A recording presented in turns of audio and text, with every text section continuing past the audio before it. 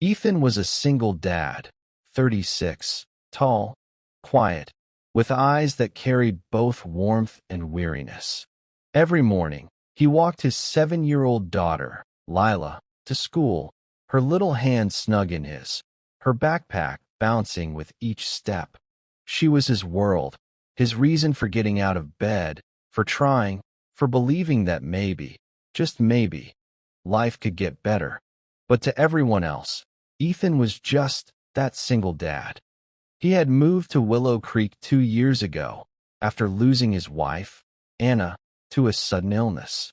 She was the light in his life, and when she passed, it felt as though someone had taken the color out of his world.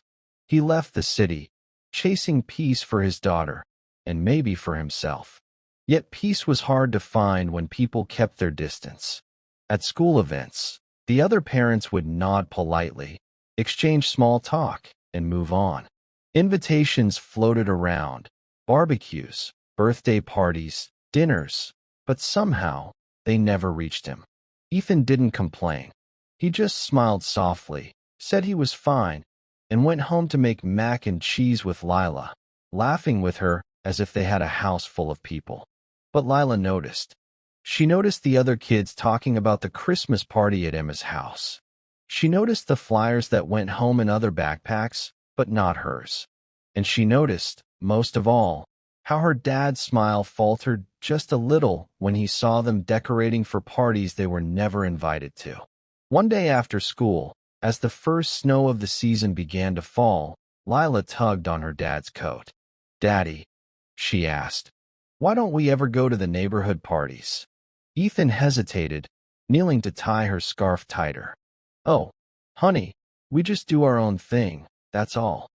"But don't people like us?" she asked innocently. His heart cracked a little at that. He swallowed hard. "Of course they do. Sometimes people just forget to include everyone." Lila thought for a moment. Then maybe they need reminding. Ethan smiled at her courage, but he didn't think much of it. Until a week later, everything changed. The school was holding its annual winter celebration, a big event where families brought food, decorated trees, and exchanged small gifts. Everyone was excited, except Ethan. He'd heard about it in passing, but hadn't received any invitation.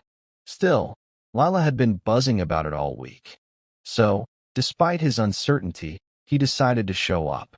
When they walked into the gym, the laughter faded for a moment. Parents exchanged awkward glances. He wasn't supposed to be there.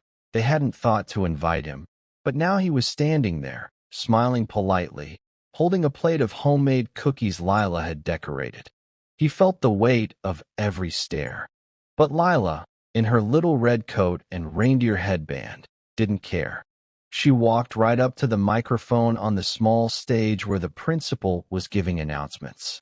Ethan's eyes widened. "Lila, wait." But she was already speaking.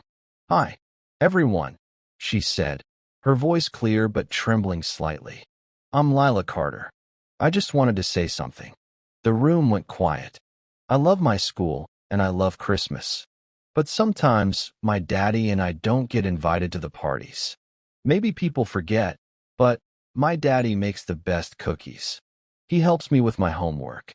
He makes snowmen with me. He's the best dad in the whole world." She paused, her small voice wobbling. "And I think he deserves friends too." A hush fell over the gym. Ethan's face turned red as his heart swelled and broke at once. The crowd shifted uncomfortably, parents exchanging guilty looks. And then one voice spoke up. "I think she's right," said Mrs. Thompson, one of the PTA moms. "Ethan, those cookies smell amazing. Why don't you join our table?" Then another voice. "Yeah, come on, there's room." And then another. Before he knew it, Ethan was surrounded by smiles, warm laughter, and genuine conversation.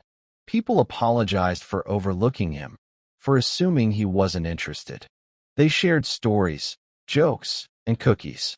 Lila beamed proudly, watching her dad finally belong. That night, as they walked home through the snow, Ethan carried Lila on his shoulders. She rested her chin on his head, whispering, "See, Daddy? They just needed reminding." He laughed softly, the sound echoing into the quiet night. "You're right, sweetheart. You reminded them, and maybe me too." "Reminded you of what?" she asked sleepily. "That it's okay to let people in," he said, "even after life breaks your heart a little." She smiled, her eyelids fluttering shut. "I'm glad, Daddy." The next week, their mailbox was full, party invitations, dinner invites, even a small card that read, "We're so glad you're part of our community." Ethan didn't need the parties. What he needed was connection. And it took the bravery of a little girl to make everyone remember what the holidays and life were really about.